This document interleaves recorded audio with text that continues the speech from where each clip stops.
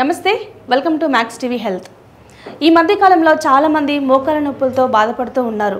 అసలు మోకాల నొప్పులు రావడానికి గల కారణాలు ఏంటి, ఎవరిలో ఈ పెయిన్స్ ఎక్కువగా ఉంటాయి, లక్షణాలు ఏ విధంగా ఉంటాయి, అలాగే ఈ పెయిన్స్కి హోమియోపతిలో ఎటువంటి పరిష్కార మార్గాలు ఉన్నాయో మనకు తెలియజేయడానికి డాక్టర్ భరద్వాజ్ గారు ఉన్నారు. మరి వారిని అడిగి మరిన్ని విషయాలు తెలుసుకుందాం.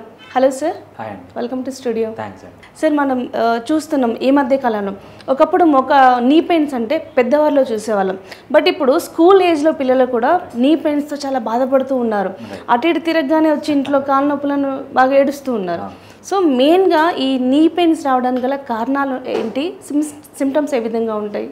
సో మెయిన్గా మీరు చెప్పింది కరెక్ట్ అండి. సో పాతకాలంలో ఎలా ఉండేవాళ్ళంటే, సో మా నాన్నమ్మ ఉంటారనమాట మా ఇంట్లో. ఆమెకి 83 years. ఆమె ఏం చెప్తారంటే, మా చిన్నప్పుడు అందరు కలిసి కూర్చునేవాళ్ళంట. అరే వీడేంది మోకాలు నొప్పులు అంటున్నాడు, వీడు అప్పుడే ముసలోడు అయిపోయాను. 80 ఏళ్ళ వాళ్ళు మాట్లాడుకునేవాళ్ళంట. 80 years ఉన్న వాళ్ళు, వీడు ముసలోడు అయిపోయినాడుగా, వీడికి అప్పుడే నీ పెయిన్స్ వచ్చాయని మాట్లాడుకునేవాళ్ళ. సో అది మా నాన్నమ్మ చెప్తుంటుంది. అంత ప్రాబ్లం ఉందన్నమాట ఇప్పుడు. సో ఇప్పుడు మాకు వచ్చే కేసెస్ ఎలా ఉంటాయంటే, సో 20 years, 30 years, ఇంకా 40 years వాళ్ళైతే ఇంకా చాలామంది, ఆల్మోస్ట్ ఆల్ 40 years వాళ్ళకి మోకాలు నొప్పులు అనేవి స్టార్ట్ అయిపోతున్నాయి. సో అంత ఫ్రీక్వెంట్గా మేము ఇప్పుడు మోకాలు నొప్పులు చూస్తున్నాం. సో దీన్ని మెయిన్గా రీజన్ తీసుకుంటే ఏంటంటే 4 reasons. ఫస్ట్ రీజన్ వచ్చి డైట్ సరిగా పాటించకపోవడం. సో ఎటువంటి డైట్ తీసుకుంటున్నారంటే, చాలా హై కార్బోహైడ్రేట్ డైట్ తీసుకోవడం, జంక్ ఫుడ్ తీసుకోవడం, ఇది ఫస్ట్ రీజన్ అవ్వడం. దీనివల్ల చాలా ప్రాబ్లమ్స్ వస్తున్నాయి. ఒబేసిటీ రావడము, ఇన్సులిన్ సెన్సిటివిటీ తగ్గిపోవడము, ఇవన్నీ రీజన్స్ అన్నమాట. ఫస్ట్ రీజన్ అది. సెకండ్ రీజన్ ఏంటంటే నిద్ర సరిగా పోకపోవడం. సో ఎంత నిద్ర అవసరమో అంత నిద్ర పోకపోవడం. సో రాత్రంతా మేలుకోవడం, పొద్దున పడుకోవడం, ఇవన్నీ చేయడం వల్ల మనకేమవుతుందంటే దానివల్ల కూడా ఈ కాళ్ళు అనేవి త్వరగా అరిగిపోతాయి. థర్డ్ ఏంటంటే ఎక్సర్సైజ్ చేయకపోవడం. సో పాతకాలంలో ఏంటంటే బాగా ఎక్సర్సైజ్ ఉండేది, వాళ్ళ లైఫ్ స్టైల్లోనే ఎక్సర్సైజ్ ఉండేది అనమాట, సపరేట్గా చేసేవాళ్ళు కాదు. సో ఆ ఎక్సర్సైజ్ లేకపోవడం అనేది థర్డ్ రీజన్. ఫోర్త్ రీజన్ వచ్చి స్ట్రెస్లో ఉండడం. సో ప్రతి ఒక్క దానికి పుట్టిన పిల్లవాడి దగ్గర నుంచి 4-5 years వస్తే స్కూల్కి పోవడం దగ్గర నుంచి, ఆఫీస్కి పోవడం దగ్గర నుంచి ప్రతి ఒక్కరు స్ట్రెస్లో ఉండడం. సో ఇది 4 మెయిన్ రీజన్స్ అనమాట. ఈ 4 మెయిన్ రీజన్స్ వల్ల వీళ్ళలో ఏమవుతుందంటే మోకాలు నొప్పులు అనేది చాలా ఈజీగా వస్తుంది. నెక్స్ట్ మేము ఇంకోటి మెయిన్గా మేము చూసేది ఏంటంటే, ఒకవేళ మోకాలు నొప్పులు వచ్చింది, మోకాలు నొప్పులు వస్తేనే వీళ్ళు ఏం చేస్తారంటే, ఒక ఇంటి దగ్గర ఉన్న హాస్పిటల్ దగ్గరకో, లేకపోతే ఒక కార్పొరేట్ హాస్పిటల్ దగ్గరకో, లేకపోతే ఒక ఆర్థోపెడిషన్ దగ్గరకో వెళ్ళి ట్రీట్మెంట్ తీసుకుంటారు. అదేవిధంగా దీన్ని ఏమంటారంటే ఇంగ్లీష్ మెడిసిన్ అంటారు, వెస్ట్రన్ మెడిసిన్ అంటారు, లేకపోతే అలోపతి ట్రీట్మెంట్ అంటారు, కన్వెన్షనల్ ట్రీట్మెంట్ అంటారు. దీనివల్ల మెయిన్గా వచ్చే ప్రాబ్లం ఏంటంటే, వాళ్ళు అక్కడ పోతే ఏం చేస్తారు, ఫస్ట్ వీళ్ళు చేసేది ఏంటంటే పెయిన్ కిల్లర్స్ ఇస్తారు. పెయిన్ కిల్లర్స్ వాడంటారు. పెయిన్ కిల్లర్స్ వాడితే ఏమవుతుంది, పెయిన్ కిల్లర్స్ వాడినంతసేపు నొప్పి తగ్గుతుంది, తర్వాత మళ్ళీ వస్తుంది, మళ్ళీ పెయిన్ కిల్లర్స్, అట్లా జీవితాంతం పెయిన్ కిల్లర్స్ వాడుతుంటారు. ఈ పెయిన్ కిల్లర్స్ వాడడం వల్ల ఏమవుతుందంటే, దానివల్ల వచ్చే సైడ్ ఎఫెక్ట్స్, అది కిడ్నీని డ్యామేజ్ చేస్తుంది, లివర్ని డ్యామేజ్ చేస్తుంది, నర్వ్స్ని డ్యామేజ్ చేస్తుంది, స్టమక్ని డ్యామేజ్ చేస్తుంది. సో అన్ని సైడ్ ఎఫెక్ట్స్ ఉన్నాయి పెయిన్ కిల్లర్ వల్ల. సో వీళ్ళకి ఈ మోకాలు నొప్పుల కంటే పెయిన్ కిల్లర్ వల్ల వచ్చే ప్రాబ్లమ్స్ చాలా ఎక్కువైపోతాయి అన్నమాట. నెక్స్ట్ స్టేజ్లో ఏం చేస్తారంటే స్టెరాయిడ్స్ ఇస్తారు. స్టెరాయిడ్స్ ఇస్తే ఏంటి, అది కూడా అంతే, ఇచ్చినంతసేపు పెయిన్ తగ్గుతుంది, స్వెల్లింగ్ తగ్గుతుంది. వన్స్ అది స్టాప్ అయిందంటే మళ్ళీ more rebound. Steroid main character ఏంటంటే ఇంకా ఎక్కువ పెయిన్ రావడము, సో ఇంకా ఎక్కువ స్వెల్లింగ్ రావడం, ఇవన్నీ స్టెరాయిడ్స్. స్టెరాయిడ్స్ వల్ల ఇంకా నష్టాలు ఏంటి, అది ఇమ్యూనో సప్రెసెంట్. సో మీ ఇమ్యూనిటీని తగ్గించడం వల్ల అవి వేరే problems. So steroids, pain killers కంటిన్యూస్గా వాడుతూనే ఉంటారు. ఇదంతా ఒక 10 ఏళ్ళు 20 ఏళ్ళు అయిపోతుంది. దీని తర్వాత ఏం చెప్తారంటే, వన్ ఫైన్ డే సో మీకు అంతా డ్యామేజ్ జరిగిపోయింది, ఇప్పుడు మేము ఏం చేయలేము, మీ పదాన్ని సర్జరీ చేస్తామంటారు. సర్జరీ వెళ్తే అది సక్సెస్ అవుతుందంటే సక్సెస్ రేట్ కూడా చాలా తక్కువగా ఉంటుంది. అంతేకాకుండా సర్జరీలో చాలా కాంప్లికేషన్స్ రావచ్చు. ఇంత నష్టాలు ఉన్నాయి ఈ అలోపతిక్ ట్రీట్మెంట్ వల్ల. అదే హోమియోపతి వల్ల ఏమవుతుందంటే, ఈవెన్ మీరు సర్జరీ పోస్ట్ చేసిన మా దగ్గరికి ఎటువంటి వాళ్ళు వస్తారంటే, సార్ మేము అలోపతికి వెళ్ళాము, సో ఇంకా కంపల్సరీ ఇన్ని రోజులు మందులు తిన్నాము, స్టెరాయిడ్స్ వేసుకున్నాము, భరించాము, ఇంకా తట్టుకోలేకపోతున్నాము, వాళ్ళని అయితే సర్జరీ చేయించుకోండి అని చెప్తారు. ఇటువంటి కేసులు మనకు ఎక్కువగా వస్తాయి అన్నమాట. ఇటువంటి కేసులు 100 కేసులు వస్తే మన దగ్గరికి 95% ఆఫ్ ది కేసెస్కి మనము సర్జరీ వరకు పోకుండా హోమియోపతిలో ట్రీట్మెంట్ చేసుకోవచ్చు, without even single side effect. ఒక్క సైడ్ ఎఫెక్ట్ కూడా లేకుండా మనం హోమియోపతిలో సర్జరీ వరకు పోకుండా కాపాడచ్చు. ఎలా అంటే అక్కడ బోన్ డ్యామేజ్ అయింది, కొంతవరకు బోన్ని రీజనరేట్ చేయొచ్చు. గుజ్జు అంటారు, సైనోవల్ ఫ్లూయిడ్ అంటారు, దాన్ని రీజనరేట్ చేయొచ్చు. అక్కడ జాయింట్ క్యాప్సూల్ అంటాం అనమాట, అది స్టిఫ్ అయిపోయి ఉంటుంది, దాన్ని కొంచెం లూజ్గా చేయొచ్చు. ఎటువంటి ప్యాథాలజీ ఉన్నా మనం కొంచెంగా తగ్గించవచ్చు అనమాట వితౌట్ సైడ్ ఎఫెక్ట్. ఇది ఫస్ట్. నెక్స్ట్ ఏంటంటే లేదు మీకు తొందరగా వచ్చారంటే వాళ్ళంత లక్కీ పీపుల్ ఇంకొకరు ఉండరు. సో ఆల్మోస్ట్ ఆల్ ది పీపుల్కి ఏంటంటే ఫస్ట్ స్టేజ్లో కానీ సెకండ్ స్టేజ్లో కానీ ఏదైతే డ్యామేజ్ జరిగిందో అది కంప్లీట్గా రికవర్ చేయొచ్చు అనమాట. థర్డ్ స్టేజ్లో ఫోర్త్ స్టేజ్లో అలా రికవర్ చేయలేము. బట్ మనం ఏంటంటే సర్జరీ వరకు పోకుండా ఫర్దర్ డ్యామేజ్ కాకుండా మనము హోమియోపతిలో ట్రీట్మెంట్ చేసుకోవచ్చు ఈ మోకాళ్ళ నొప్పులకి. ఓకే సార్, అలాగే హోమియోపతి ట్రీట్మెంట్ తీసుకుంటే కనుక సక్సెస్ రేట్ ఎంతవరకు ఉంటుంది, ఎన్ని డేస్లో మనకు రికవరీ అవ్వచ్చు? Right. So homeopathy success rate గురించి మనం డిస్కస్ చేయాలంటే స్టేజెస్ని బట్టి ఉంటుంది. సో స్టేజ్ 1 స్టేజ్ 2 అనుకోండి.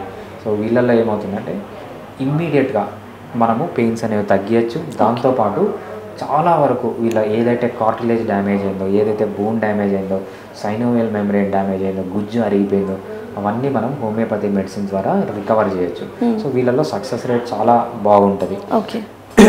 అంటే పెయిన్ ఇమీడియట్గా తగ్గించచ్చు, మనం ఏ స్టేజ్లో ఉన్నా పెయిన్ ఇమీడియట్గా తగ్గించచ్చు. కానీ హోమియోపతిలో ఏంటంటే పెయిన్ తగ్గడం పెద్ద కథ కాదు. హోమియోపతిలో మెయిన్ రీజన్ ఏంటంటే ఆ డ్యామేజ్ని రివర్స్ చేయడం. సో ఆ డ్యామేజ్ని రివర్స్ చేయడానికి కొంచెం టైం పట్టచ్చు, కానీ బట్ కంప్లీట్గా ఫస్ట్ స్టేజ్లో కానీ సెకండ్ స్టేజ్లో కానీ వాళ్ళ ఏజ్ని బట్టి, వాళ్ళకున్న వేరే డిసీజ్ని బట్టి, వీళ్ళకి స్మోకింగ్ అలవాటు ఉందా, ఆల్కహాల్ అలవాటు ఉందా, లేకపోతే ఒబేస్గా ఉన్నారా, ఇంకేమైనా మెటబాలిక్ డిజార్డర్స్ ఉన్నాయని దాన్ని బట్టి మనం బాగా రికవర్ చేయొచ్చు. థర్డ్ స్టేజ్లో ఫోర్త్ స్టేజ్లో ఉంటే ఏమవుతుందంటే పెయిన్ అయితే ఇమీడియట్గా తగ్గుతుంది. మనం ఏంటంటే థర్డ్ స్టేజ్లో ఫోర్త్ స్టేజ్లో ఉన్న వాళ్ళకి సర్జరీ వరకు పోకుండా కాపాడాలి. మీరు రెగ్యులర్ ట్రీట్మెంట్ తీసుకొని, మేము చెప్పిన ఎక్సర్సైజెస్ చేసి, రెగ్యులర్ హోమియోపతి ట్రీట్మెంట్ తీసుకొని, కొన్ని లైఫ్ స్టైల్ మోడిఫికేషన్స్ చేసుకుంటే సర్జరీ వరకు పోకుండా మనం కాపాడుకోవచ్చు. పెయిన్స్ అనేవి మనము ఇమ్మీడియట్గా ఏ స్టేజ్లో ఉన్నా కూడా ఇమ్మీడియట్గా పెయిన్స్ తగ్గించు. ఓకే. అలాగే డాక్టర్ గారు, మనం ఈ మధ్య కాలంలో చూస్తున్నాం లేడీస్లో ఈ పెయిన్ అనేది చాలా సఫర్ అవుతున్న విషయం. వాళ్ళు ఇంటి పనులతో పాటు బయట కూడా జాబ్స్ చేసి వస్తూ ఉంటారు.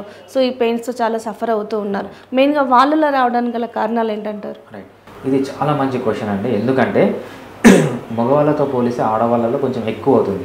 దానికి రీజన్ ఏంటి అంటే ఆడవాళ్ళు ముందులాగా లేరనమాట. సో ఫస్ట్ ఏమవుతుందంటే హైపర్ ఈస్ట్రోజెనిక్ స్టేట్ అంటారు. సో ఎక్కువ కార్బోహైడ్రేట్ ఫుడ్ తీసుకోవడం వల్ల వీళ్ళ బాడీలో ఏమవుతుందంటే కొవ్వు పెరిగిపోయి సబ్క్యూటేనియస్ ఫ్యాట్ అంటారు. ఎప్పుడైతే స్కిన్ కింద ఫ్యాట్ ఉంటుందో ఆ ఫ్యాట్ ఏం చేస్తుందంటే ఆండ్రోజెన్స్ని ఈస్ట్రోజన్గా కన్వర్ట్ చేస్తుంది అనమాట. ఎప్పుడైతే ఈస్ట్రోజన్గా కన్వర్ట్ చేస్తుందో హైపర్ ఈస్ట్రోజెనిక్ స్టేట్లోకి వెళ్తారు. ఎప్పుడైతే ఈ హైపర్ ఈస్ట్రోజెనిక్ స్టేట్లోకి వెళ్తారో ఇలా పీసీఓడీస్ రావడం కానీ, లేకపోతే ఎండోమెట్రైటిస్ అంటాము, యూట్రైన్ ఫైబ్రాయిడ్స్ అంటాము, సో ఇన్ఫర్టిలిటీ అంటాము, ఇవన్నీ వస్తాయి అనమాట. దీనివల్ల ఏం చేస్తారంటే అర్లీ ఏజ్లోనే హిస్టెక్టమీ, ఉఫరెక్టమీ అంటే ఓవరీస్ తీసేయడము, తర్వాత గర్భాశయం తీసేయడము, సో ఇది జరుగుతుంది. ఎప్పుడైతే ఇవి తీసేస్తారో ఈస్ట్రోజన్ ప్రొజెస్ట్రాన్ తగ్గిపోతుంది. సో బేసిక్గా ఈస్ట్రోజన్ ప్రొజెస్ట్రాన్ ఏంటంటే బోన్ ప్రొటెక్షన్ చేస్తాయన్నమాట, బోన్ డెన్సిటీ తగ్గకుండా చేస్తాయి. ఎప్పుడైతే ఇవి తగ్గి బోన్ డెన్సిటీ తగ్గిపోతుందో ఈ హార్మోన్స్ లేనందువల్ల వీళ్ళకి ఏంటంటే బోన్స్ అరిగిపోవడం కానీ చాలా త్వరగా జరుగుతుంది. సో ఎవరిలో జరుగుతుంది ఇది మెయిన్గా? సో హిస్టెక్టమీలు ఇవన్నీ చేసే వాళ్ళలో ఎక్కువగా ఈ డ్యామేజ్ అనేది జరుగుతూ ఉంటుంది అనమాట. సో అందుకు విమెన్ అనేవాళ్ళు ఒబేసిటీలో పోకుండా హోమియోపతి ట్రీట్మెంట్ రెగ్యులర్గా తీసుకోండి.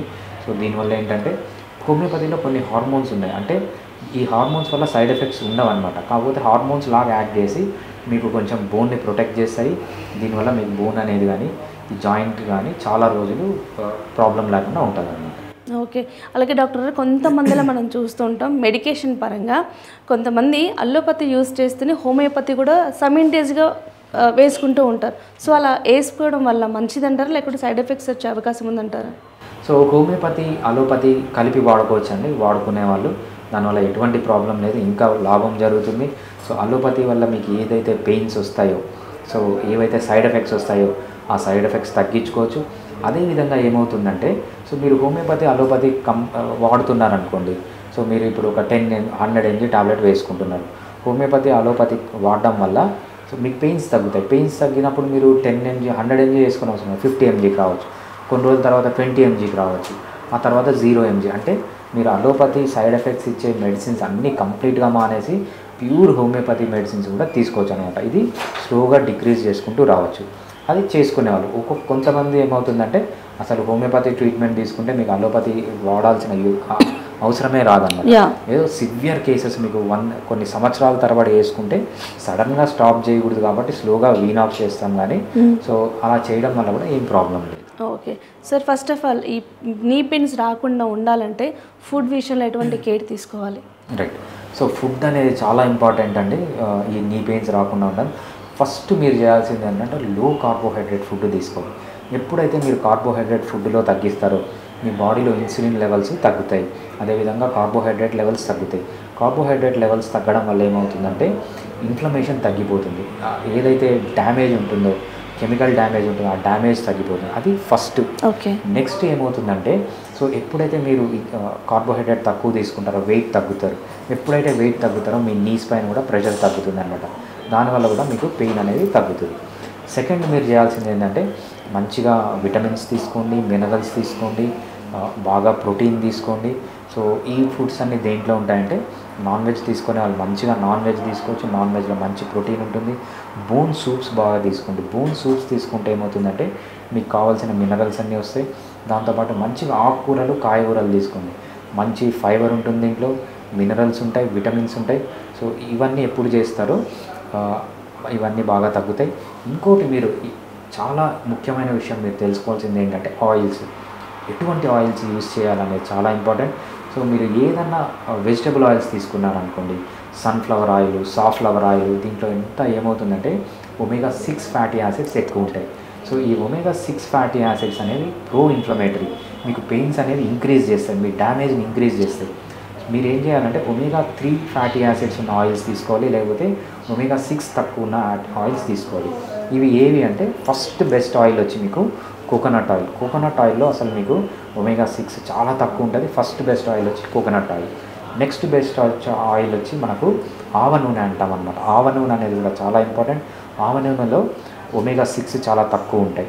నెక్స్ట్ బెస్ట్ ఆయిల్ వచ్చి పల్లి ఆయిల్. పల్లీలో కూడా కొంచెం ఉంటుంది, అంటే ఈక్వల్గా ఉంటాయి. omega-6 omega-3 ఈక్వల్ ఉంటాయి. ఫస్ట్ బెస్ట్ ఆయిల్ వచ్చి coconut oil, second best oil వచ్చి ఆవ నూనె, థర్డ్ బెస్ట్ ఆయిల్ వచ్చి మనకు పల్లి నూనె. దీంతోపాటు నెక్స్ట్ మీకు ఆలివ్ ఆయిల్ ఒరిజినల్ దొరికితే తీసుకోవచ్చు. ప్రాబ్లం ఏంటంటే ఆలివ్ ఆయిల్ ఒరిజినల్ దొరకదు. సో ఆయిల్స్లో ఇంకొక చిన్న విషయం మీరు గుర్తుపెట్టుకోవాల్సింది ఏంటంటే ఎప్పుడే కానీ రీఫైన్ ఆయిల్స్ వాడకండి. నేను ఇప్పుడు చెప్పిందంతా కోల్డ్ ప్రెస్ ఆయిల్స్. మనకు హైదరాబాద్లో ప్రతి ఒక్క గల్లీలో కోల్డ్ ప్రెస్ ఆయిల్ దొరుకుతుంది. డైరెక్ట్గా వెళ్ళి కోల్డ్ ప్రెస్ ఆయిల్ వాడండి, అంతేగాని రీఫైన్డ్ ఆయిల్ని మాత్రం అసలు టచ్ చేయకండి. ఓకే. అలాగే సార్, హోమియోపతిలో వన్స్ ఒకసారి నీ పెయిన్స్కి టాబ్లెట్స్ మెడిసిన్ వాడిన తర్వాత కంప్లీట్గా పూర్తయ్యే అవకాశం ఉందా, లేదంటే మళ్ళీ కొద్ది రోజులకి మళ్ళీ వస్తుందా? సో ఇది చాలా మంచి క్వశ్చన్ అండి. సో దీనికి ఆన్సర్ ఏంటంటే మనం స్టేజ్ని బట్టి, ఫస్ట్ స్టేజ్ సెకండ్ స్టేజ్ ఉందనుకోండి, సో పేషెంట్ యంగ్గా ఉన్నాడు, వేరే ప్రాబ్లమ్స్ ఏమీ లేవు, స్మోకింగ్ లేదు, ఆల్కహాల్ లేదు, స్ట్రెస్ లేదు, మంచిగా డైట్ చేస్తున్నాడు, మంచిగా నిద్రపోతున్నాడు, మంచిగా ఎక్సర్సైజ్ చేస్తున్నాడు, స్ట్రెస్ ఫ్రీ లైఫ్లో ఉన్నాడు, హోమియోపతి ట్రీట్మెంట్ కొన్ని రోజులు వాడితే ఏదైతే బోన్ డ్యామేజ్ అయిందో, కార్టిలేజ్ డ్యామేజ్ అయిందో, లిగమెంట్స్, టెండాన్స్ ఏమన్నా కూడా డ్యామేజ్ అయినా అవన్నీ కంప్లీట్గా రికవర్ అవుతాయి ఎర్లీ స్టేజెస్లో. లేదు థర్డ్ స్టేజ్ ఉంది, ఫోర్త్ స్టేజ్ ఉంది, వీళ్ళు ఏంటంటే థర్డ్ స్టేజ్ ఉన్న, ఫోర్త్ స్టేజ్ ఉన్న లైఫ్ లాంగ్ మెడిసిన్ వాడాల్సిందే. లైఫ్ లాంగ్ మెడిసిన్ వాడిన హోమియోపతిలో అలోపతి లాగా సైడ్ ఎఫెక్ట్స్ అనేవి ఉండదన్నమాట. ఈవెన్ ఒక్క సైడ్ ఎఫెక్ట్ కూడా లేకుండా లైఫ్ లాంగ్ వాడచ్చు. అంతేకాకుండా ఫర్దర్గా డ్యామేజ్ కాకుండా ప్రివెంట్ చేయొచ్చు. ఈవెన్ థర్డ్ స్టేజ్, ఫోర్త్ స్టేజ్లో ఫర్దర్గా డ్యామేజ్ కాకుండా ఆ డ్యామేజ్ని స్లో చేయొచ్చు, లైట్గా రికవర్ చేయొచ్చు. కొన్ని కేసెస్లో లైట్గా రికవర్ చేయొచ్చు అన్నమాట.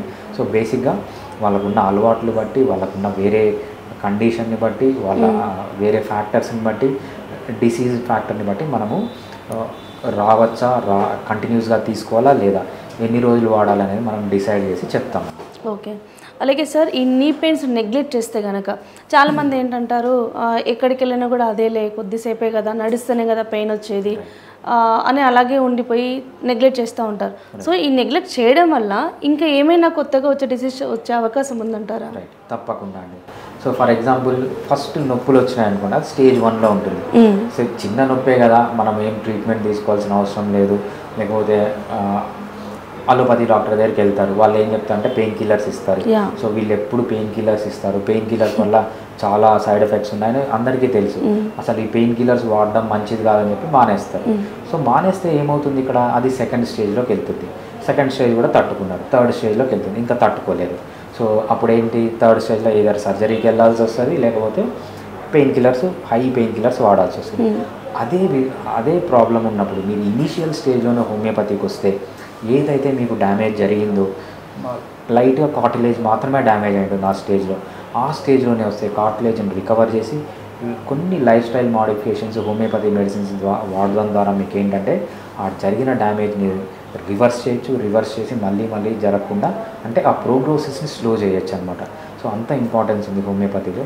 ఈవెన్ ప్రివెన్షన్లో కూడా చాలా యూజ్ అవుతుంది. Thank you so much sir. నీ పెయిన్స్ ఎందుకు వస్తాయి, ఎవరిలో ఎక్కువగా వస్తాయి, రాకుండా ఉండాలంటే ఎటువంటి కేర్ తీసుకోవాలి, అలాగే ఈ నీ పెయిన్స్తో బాధపడుతున్న వాళ్ళకి హోమియోపతిలో ఎటువంటి పరిష్కార మార్గం ఉందో మాకు తెలియజేశారు. Thank you so much. Thanks అండి.